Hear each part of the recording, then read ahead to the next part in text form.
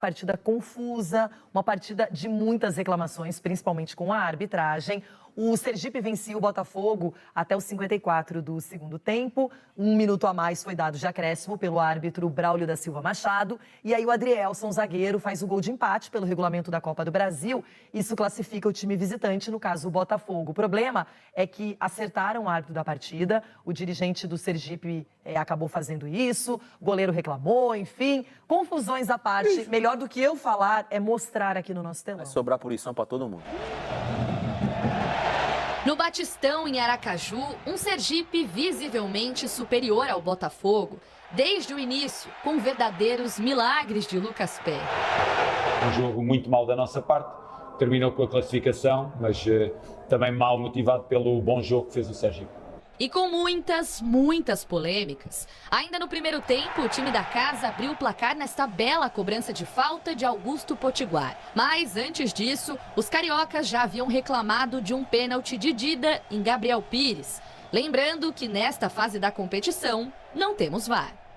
Na segunda etapa, o Sergipe já encaminhava a classificação quando houve uma sequência de 13 escanteios para os cariocas. Os visitantes reclamaram de outro pênalti e o Sergipe protestou dizendo que não existiu o último escanteio que originou o gol de Adrielson. Detalhe, o tempo já havia ultrapassado os 9 minutos de acréscimo dado por Braulio da Silva Machado.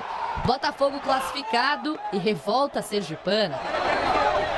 Inconformado com o resultado, o presidente Hernan Senna partiu para cima da arbitragem. Depois levou uma bandeirada do auxiliar e saiu de campo com o rosto sangrando. Nessa imagem dá para ver quando o óculos do dirigente é arremessado. A polícia precisou intervir.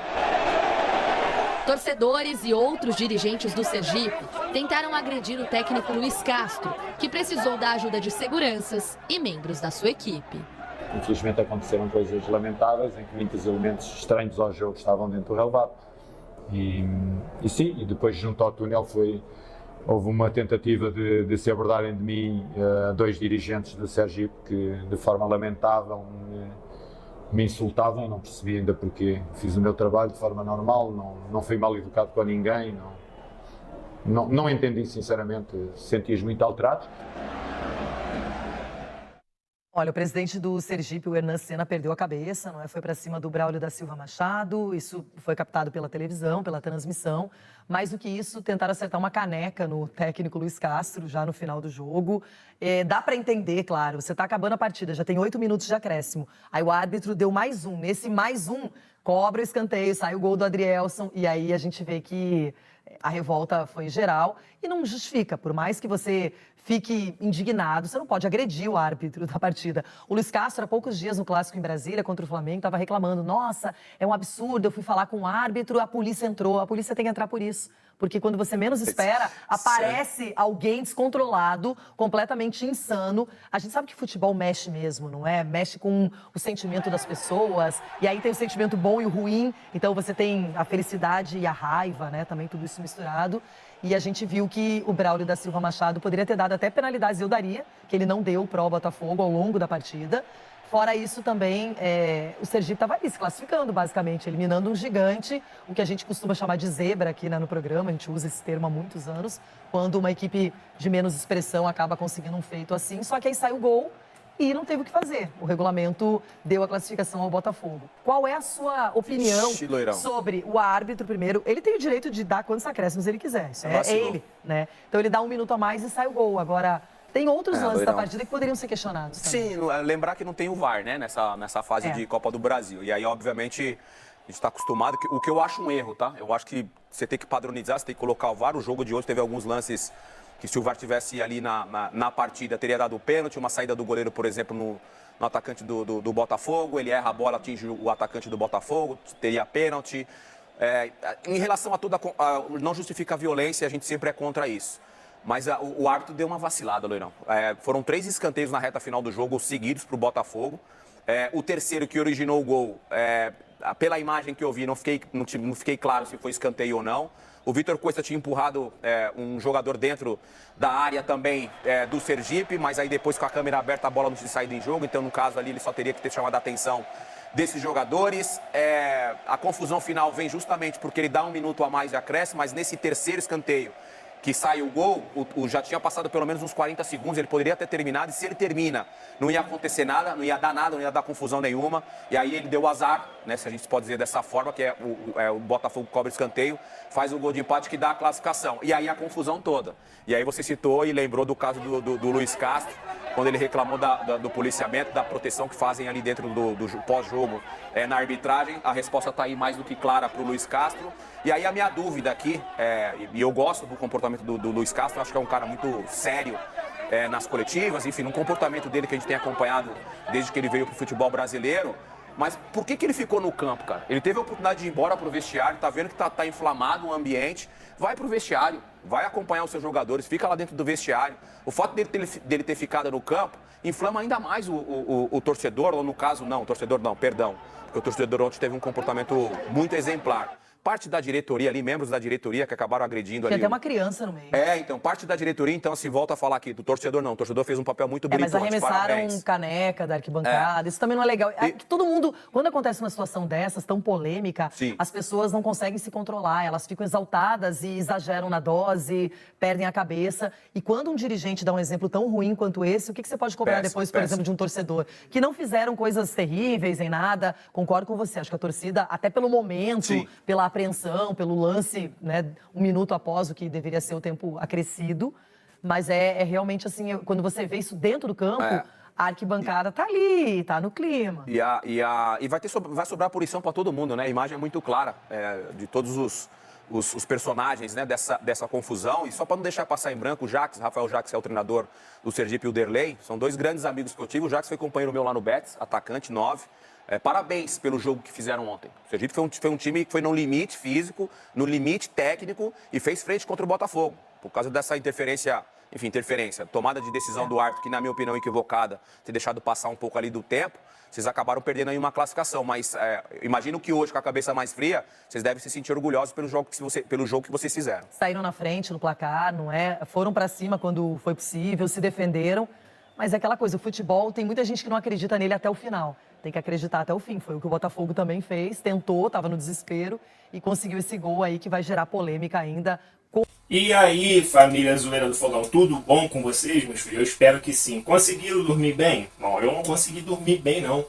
Depois do vexame que o Botafogo deu ontem. Isso aqui eu pretendo deixar até o final do Campeonato Carioca, tá? Eu pretendo deixar pra gente todo dia lembrar o que está acontecendo com o Botafogo. Eu espero melhoras, lógico.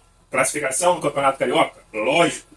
Vocês repararam que em 3 jogos seguidos do Botafogo acontece coisas absurdas. Graças a Deus, ontem, o Botafogo soube controlar a parte mental. A parte de futebol foi uma porcaria, o pior jogo do Botafogo.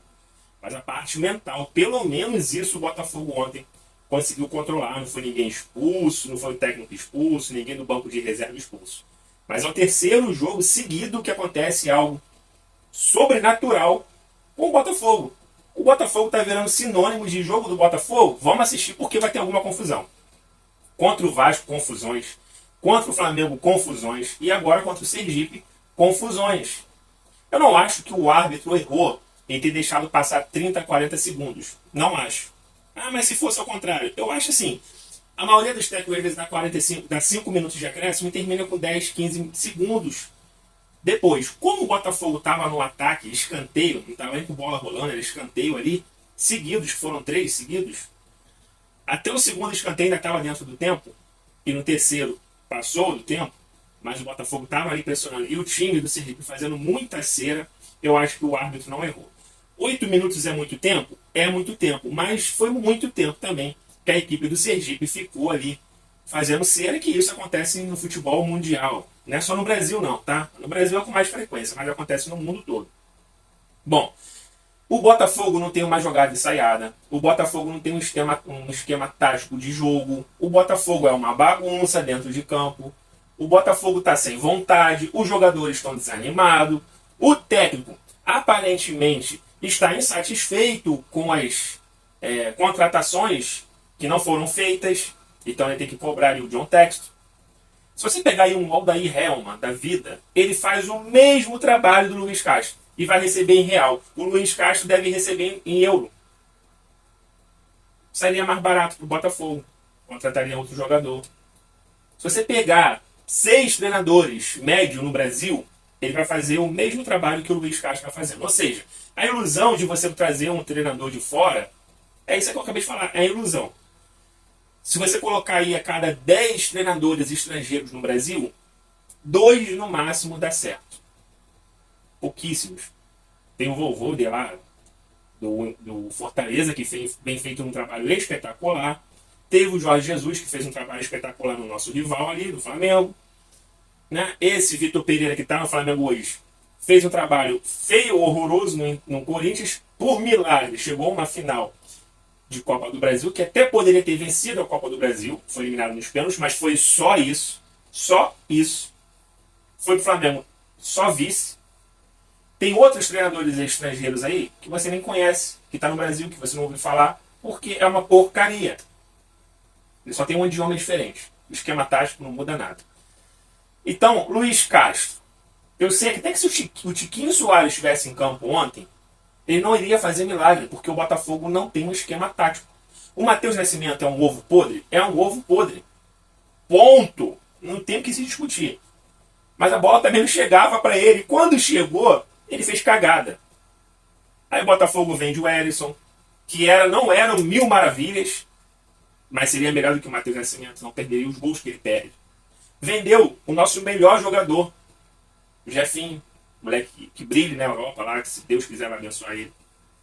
E deixou o Matheus Nascimento, que teve uma equipe da Europa que quis pagar alguns milhões por ele, e o Botafogo disse, não, ele é a nossa joia, ele vai valer muito mais. Vocês acreditam nisso? Bom, ontem só cenas lamentáveis, né? O cara com uma criança, o cara com uma família ali dentro do estádio, do torcedor ali do Sergipe, o cara com a mulher e o filho no meio da confusão, mano. O molequinho chorando, aquele moleque vai pegar um trauma de futebol, que ele nunca mais vai querer futebol na vida dele. Ele vai querer outro esporte, mas futebol ele vai querer longe. Porra, que desnecessário, cara, aquele torcedor aí. Às vezes tem jogos que eu não levo minha mulher. Um clássico, por exemplo, contra o Flamengo. Eu não levo. Porque eu sei que a chance de ter uma confusão é grande, então eu vou sozinho, porque eu sozinho eu me garanto. Eu não vou precisar me preocupar com terceiros. Estou sozinho ali, se eu tiver que correr para a esquerda, para a direita, se eu tiver que enfrentar alguém, eu vou saber me defender. Agora com mulher. Com criança. Que ele vai em jogo. Você tá vendo que vai ter uma confusão, tá com a tua família? Pega a tua família, ó. Sai. Acabou. E o Luiz Castro também ali na beira do campo, eu acho que ele era tanta novidade para ele, aquilo tudo que estava acontecendo, já era novidade contra o Flamengo quando a polícia de choque entrou. Ele falou, nossa, polícia de choque, eu sou bandido. E ontem parecia que foi tanta novidade que a comissão técnica do Sergipe correu para cima do árbitro, junto com o torcedor, sei lá mais quem, com o jogador.